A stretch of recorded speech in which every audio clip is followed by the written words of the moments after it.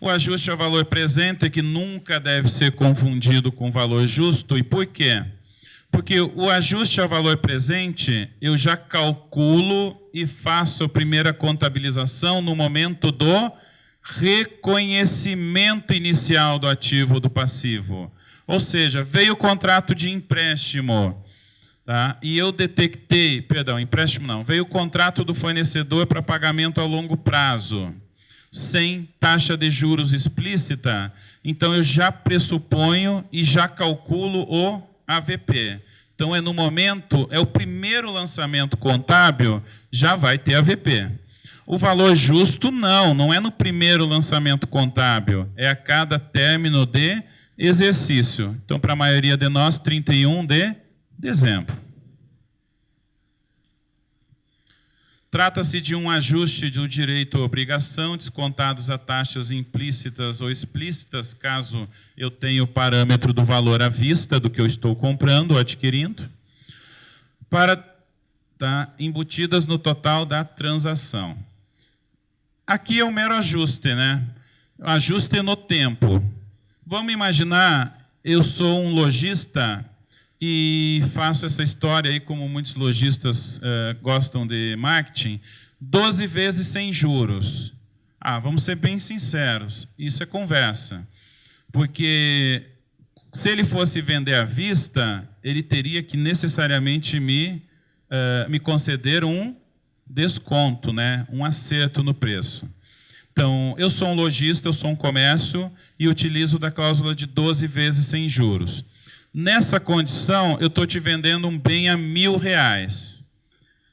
Caso, infelizmente, na maioria das vezes, eu não tenho esse referencial seguro, mas caso houvesse um outro lojista semelhante, na minha mesma cidade ou região, que vendesse o mesmo bem que eu estou vendendo em 12 vezes, entre aspas, sem juros, pelo valor de R$900, o que se pressupõe que seria o ajuste a valor presente? R$100, ok? Só que esse não é o mais comum, porque daí eu precisaria de um referencial seguro, igual ou muito semelhante. Como, via de regra, eu não tenho esse referencial, eu tenho que adotar taxa de juros, aí eu vou para a boa e velha planilha Excel, uso a fórmula a função VP, eu vou lá para HP12C, também VP, e descubro quanto que esses R$1.000, a uma taxa de juros que eu determino, quanto que ele seria o valor à vista. É óbvio que não vai dar R$100 exatos, vai dar um número quebrado.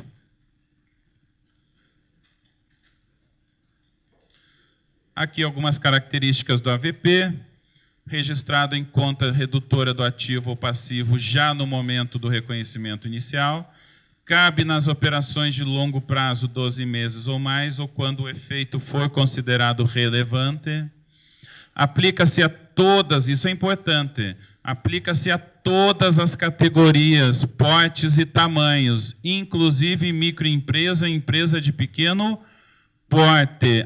A ITG não absolveu você do ajuste a valor presente. Ela absolveu só do valor justo. O impairment, eu já te expliquei que se o proprietário, sócio ou dirigente assinar um documento dizendo não vejo indício, também absolveu. O único gargalo que pode ainda ficar é o tal do ajuste a valor presente. Assim como o AVJ e o impairment não produz efeito na apuração tributária, e em relação ao ativo adquirido com AVP, esse valor tem que permanecer em subconta apartada para fins de atendimento à Lei 12.973. Aqui faltou um pequeno detalhe. Essa história da subconta apartada só é exigida para empresas de lucro real. Então, não se deve usar subconta para lucro presumido, somente lucro real.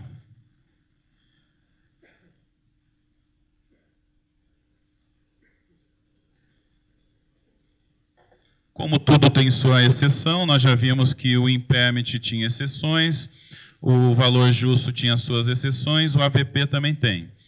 O que fica de fora do ajuste a valor presente operações a receber e a pagar liquidadas num curto espaço de tempo, ou seja, até 3 meses. Mesmo que se considere relevante, fica de fora. Saldos credores negativos e diferidos de tributos e contribuições. Linhas de financiamento com taxas de juro pós-fixadas, ou seja, eu só sei quanto que eu vou pagar depois. A taxa não é pré-fixada. Mútuos entre partes relacionadas que não tenham cláusulas de juros e adiantamento a fornecedores e clientes. Nada disso é ajustado a valor presente. Até aqui tudo bem para vocês? Não durmam, por favor, tá? É bastante assunto mesmo. Eu sugiro a você que efetuou o download da apostila que eu forneci, né, no Word, que com certeza já está disponível para vocês lá no site do CRC, na parte de inscrição de cursos e eventos. Eu recomendo uma leitura bem atenciosa, porque eu procurei dar uma caprichada na apostila e enunciar mais detalhes, mais informações, aquilo que a gente não consegue, às vezes, num espaço curto de tempo, como é o da palestra, trabalhar com a profundidade como gostaria. Perfeito? Desclassificação da escrituração contábil. Nessa sequência, nós vamos conversar sobre alguns assuntos que eu julgo bem polêmicos e que eu me deparo, sim, com alguns profissionais que não estão, infelizmente, bem a par da situação. Desclassificação. Isso está lá na tua página 20 da apostila, o tópico 1.5.1. A Receita Federal poderá declarar como imprestável, essa palavrinha mágica mesmo, a escrituração contábil que não estiver em consonância com o que rege as legislações comercial e fiscal. A Receita Federal já se pronunciou, através de solução de consulta COSIT, que quando ela cita, seja no regulamento do imposto de renda ou na própria lei ordinária tributária, lei comercial, é sinônimo de Lei 6404. É muito importante você observar que a Lei 6404 ela é obrigatória na sua extensão para as SAs. Porém, nesse aspecto, seja você limitado a sociedade simples ou EIRELI, você tem que respeitar esse capítulo pertinente à estrutura de balanço, ok? E o artigo 177, o que está na lei das SAs. Você não é SA, mas tem que respeitar esses artigos. Aonde que está essa situação? Eu não invento, né? Eu só aumento. Vamos lá. Está na Lei 8981 de 95, artigo 47, e ganhou maior destaque ou ênfase a partir da Instrução Normativa 1515 de 2014, e veja que esse assunto é tão importante para a Receita que ela menciona em 2 hipóteses na IN. Primeiro no 130, inciso 6 romano, e depois no artigo 138. Se a tua escrituração contábil não estiver em consonância com o que rege a lei comercial, desclassificada. E qual é o castigo? Uma escrituração desclassificada, ela tem que ser reapurada no regime de lucro arbitrado. O que é muito importante? A gente sabe que às vezes pode dar uma eventual dor de barriga, vocês concordam? Imaginemos que você assumiu a responsabilidade por um cliente novo, esse cliente já estava ou tinha ingressado no regime de lucro real, mas você observou que ele não cumpria os requisitos para essa escrituração ser plena. Você conversa com o teu cliente e eu parto daquela premissa, a melhor defesa é o ataque, correto? Você conversa com o cliente e explica para ele, cliente, eu tenho uma possibilidade prevista na lei aprovada em norma de, ao invés de corrermos o risco e esperar a Receita me notificar, eu posso correr na frente e já apurar com base no lucro arbitrado. Estão me entendendo? Tá? Isso me elimina um monte de problemas. Não estou falando que é para fazer isso. Isso é uma situação de exceção. Por quê? O lucro arbitrado é obrigado a apresentar SPED contábil, sim ou não? Claro que não, porque se o lucro é arbitrado, significa que a Receita Federal não confia na minha contabilidade. Então, veja que interessante. Você pegou um cliente em abril, caiu no teu colo. Ele já estava no lucro real. Mas, no decorrer do restante do exercício, você viu que sem condições para ele cumprir plenamente os requisitos de lucro real. Teve uma conversa sincera com o empresário e optaram por retificar e recalcular, reapurar, com base no lucro arbitrado.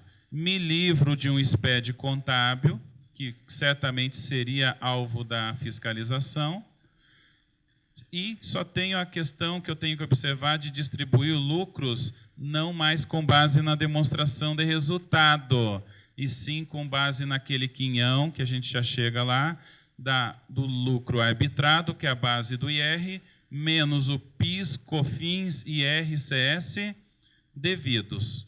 Se eu fiz isso, se eu fiz a lição de casa, consegui garantir aquele ano o meu empresário sem contingência nesse sentido. Então, essa questão do arbitramento tem duas formas. Ou eu me auto-arbitro, ou eu pago para ver, acendo a velhinha dos 5 anos, né, e espero a Receita Federal me autuar. Indícios de que a contabilidade é imprestável. Isso estou olhando na concepção do fisco, claro. Desatendimento ao regime de competência. Isso ocorre. Eu não sei o porquê, mas me deparo eventualmente com contabilistas que insistem no regime de caixa. Não. Regime de competência. Isso desclassifica a tua contabilidade, o regime de caixa. Saldos credores de ativo ou devedores de passivo, exceto contas redutoras. Aqui eu vou te dar um exemplo que parece bobo, mas não é. Ele encontra respaldo, inclusive, na norma completa, em pronunciamento técnico. Vamos imaginar que a minha empresa, a minha entidade, tem 2 contas bancárias. Uma terminou o ano com saldo positivo de 80 mil. E a outra com saldo negativo de 20 mil. O que eu já escutei profissional me dizendo? Como 20 é menor que 80, eu vou deixar no ativo líquido em 60. Errado. Eu tenho que analisar conta por conta bancária, conta corrente, e se tiver uma única conta com saldo devedor, mesmo que seja inferior ao somatório dos saldos positivos, eu tenho que transferir para o passivo. Entendido? Então, nada de sermos relapsos e deixarmos lá no ativo. Se tiver uma continha bancária negativa, transferir para o passivo. O que mais? Essa última situação, peguei um caso ano passado, através de um parceiro de auditoria no Rio de Janeiro. A Receita desclassificou uma contabilidade por conta de histórico contábil, isso mesmo. Qual foi o argumento da Receita nesse caso? O uso excessivo das terminologias transferência entre contas e reclassificação. Então, já te dei a moral. A Receita Federal não gosta do uso excessivo dessas terminologias. Outro detalhe, aí eu já vou linkar até com a Instrução Normativa 971, que é Previdência Social. Eu vejo, às vezes, profissionais com o plano de contas na parte de folha bem diminuto. Coloca uma continha lá, salários e adicionais. Acompanha comigo. Aí você lança lá o salário normal, lança o quinquênio, lança adicional de insalubridade ou periculosidade, enfim, lança um monte de coisa lá. A gente vai ver, inclusive, num slide mais para frente, que tem dispositivo na Instrução Normativa 971 de 2009, que ela nos dá a entender o seguinte: ou eu abro uma conta contábil para cada um desses eventos, estão me entendendo? Então, eu tinha que ter uma conta para adicional de salubridade, outra para quinquênio, outra para adicional periculosidade. Ou eu capricho aonde? No histórico. E olha, crianças, não é uma vez nem outra que eu pego um rasão de folha e sabe qual é o histórico? Valor conforme folha do mês. E aí? Está indo do nada a lugar algum. Concorda comigo? Então fica a dica. Revise históricos. Não esqueça que você vai entregar agora até maio de 2017 empresas de lucro presumido a ECD de 2016. Então, caprichem quem estiver entregando a primeira ECD. Vamos dar uma revisada nesse aspecto. Tem mais um pequeno detalhe aqui.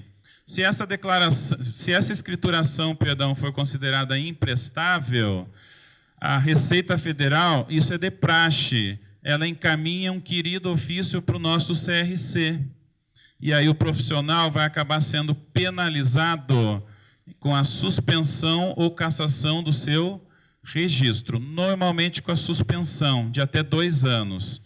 Eu não sei você, mas há alguns anos atrás eu não tinha outras atividades ou negócios paralelos.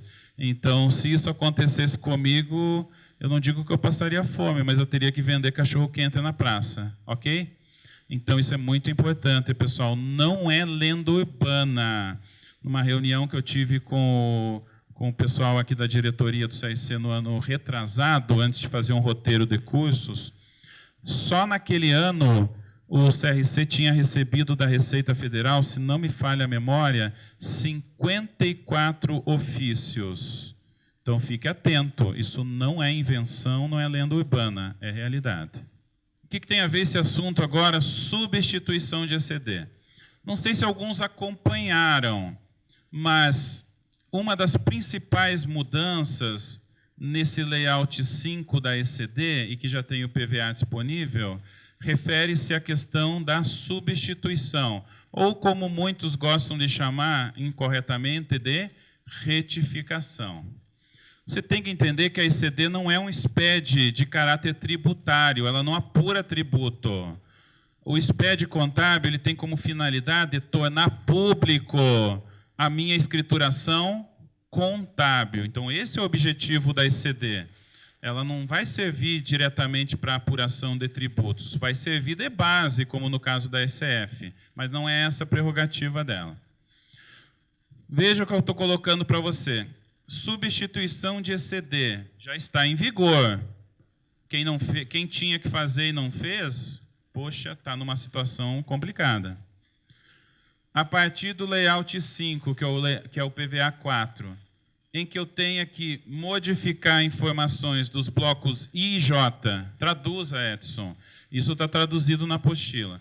O bloco I são lançamentos contábeis, valores contabilizados e também saldos mensais.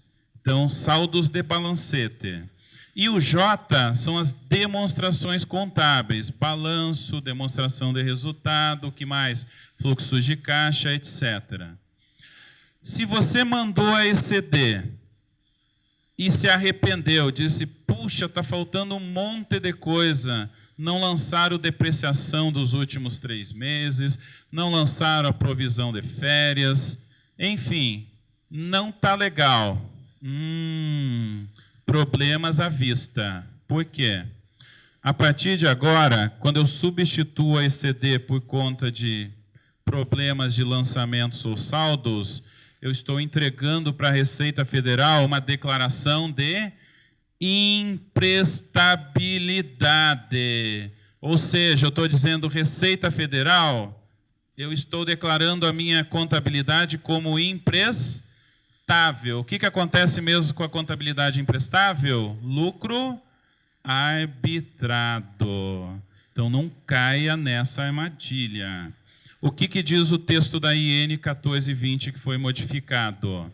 olha, você pode substituir, tem um registro novo que é o J801, onde você tem que detalhar pormenorizadamente o que você mexeu, então não é um negócio tão fácil mais. E, por último, o que ocorre? De acordo com as NBC, as Normas Brasileiras de Contabilidade. Só que aí você vai para a NBC não prevê, em hipótese alguma, a reabertura de contabilidade por conta desse tipo de erro. Não. Como que ela procede? Vou adiantar. Ela procede da seguinte forma: me enganei ou apropriei a menor ou maior uma provisão, perda estimada ou depreciação. Preciso me preocupar? Não. Arrumo a partir do exercício em que eu detectei o erro. Entendido? Arrumo dali para frente. Não, Edson, eu errei mesmo a contabilização de uma despesa, como, por exemplo, a provisão de férias. Provisão entre aspas, porque não é provisão no sentido novo, é no sentido anterior. E agora, é relevante? Sim, é relevante. Eu tenho que simplesmente lançar no exercício em que eu identifiquei a falha e fazer, e recalcular os saldos e movimentos daquele período no bloco J, que são as demonstrações contábeis. Foi uma falha minha, eu gostaria de ter trazido um exemplo para o slide. Realmente foi um esquecimento, tá? Perdão. Mas funciona da seguinte forma. Vamos imaginar que nós estamos em 2017 e vamos apresentar as demonstrações contábeis 2016 comparando com 2015, perfeito? Eu diagnostiquei que lá em 2016 eu esqueci de apropriar R$100 mil de férias a pagar. Eu vou fazer o lançamento contra a conta de patrimônio líquido agora em 2017, mas na apresentação, inclusive dentro da ECD, eu vou ter que recalcular o saldo final de 2016, né? Eu vou ter que colocar, porque agora eu vou apresentar no próximo ano 16 e 17. O último 16 que estava na ECD, imaginemos que ele estava com 1 milhão de provisão, férias a pagar. Só que era para ser 1.100 mil. Então, eu vou ajustar isso no passivo, eu vou ajustar na demonstração de resultado, porque aumentou a despesa em 100 mil. Eu vou ajustar no fluxo de caixa, no método indireto, porque a primeira linha é o lucro diminuiu 100 mil e aumentou a variação de férias a pagar em 100 mil. Uma coisa anula a outra. E também lá nas mutações do patrimônio líquido, sim, porque o resultado do exercício ele foi encolhido em 100 mil. Ufa, dá um cansaço só de falar. Quem puder me prestigiar no curso de 29 de março, eu vou apresentar um exemplo bem detalhado nesse sentido. Ok? Então, fiquem atentos. Não caia na armadilha de substituição de ECD. O que você pode substituir ECD com tranquilidade? Errou o NIRI, errou uma data de registro de arquivamento do ato na junta comercial, isso acontece às vezes. Esse tipo de erro mais trivial, relacionado a termo de abertura e encerramento, pode ir com força. Agora, qualquer tipo de erro que seja relativo a valores, lançamentos contábeis incompletos ou faltantes, deixa de lado, porque se você substituir, está atraindo a atenção do fisco para o lucro arbitrado. Eu gostaria que vocês entendessem bem a importância dessa questão, porque isso afeta todo mundo. Afeta até mesmo o optante do Simples. Já parou para pensar? Ele está no Simples. Hoje nós sabemos que é mais difícil para a Receita Federal fazer essa análise, porque a maioria do Simples não entrega ECD, a grandíssima maioria. Mas se entregasse, você está com a corda no pescoço, ok? Então, é muito importante, prepare também a empresa do Simples para atendimento dessa situação. Na sequência, quando falamos nas tais subcontas do ativo e do passivo decorrentes da Lei 12.973 de 2014, primeira situação, lucro real. Isso não afeta lucro presumido ou arbitrado. Eu fiz dois quadrinhos mais resumidos ainda do que está na tua apostila, perfeito? Então, vamos tentar compreendê-los. É fácil. Primeira situação, adoção inicial da Lei 12.973. O que deveria ser feito com eventual diferença de saldos do FConte?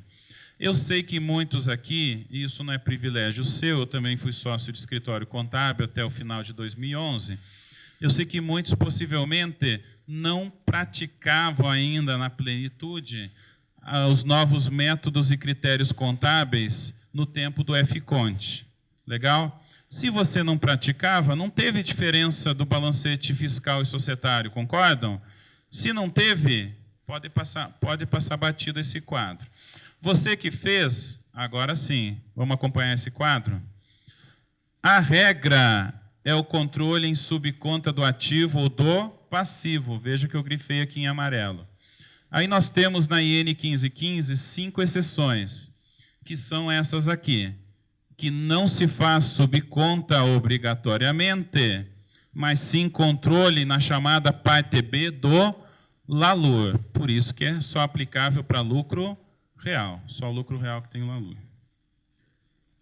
Já o que ocorreu a partir de 1º de janeiro de 2015, que é a vigência da Lei 12.973, aí a coisa muda de figura. O astro da festa não é a subconta, e sim a parte B do LALUR. Então, veja comigo aqui, que na maioria dos casos, o que está assim no meu quadro? Parte B. Subconta? Não. Aqui no caso de AVP sobre a receita bruta, eu preciso ter uma conta analítica só para o mapeamento do plano da receita. E no caso de AVP e AVJ e AVP que não seja diretamente lançado no resultado, eu posso conviver apenas com a subconta do ativo ou do passivo. É bem mais fácil no caso de AVP e AVJ. Não preciso de controle na parte B do LALUR.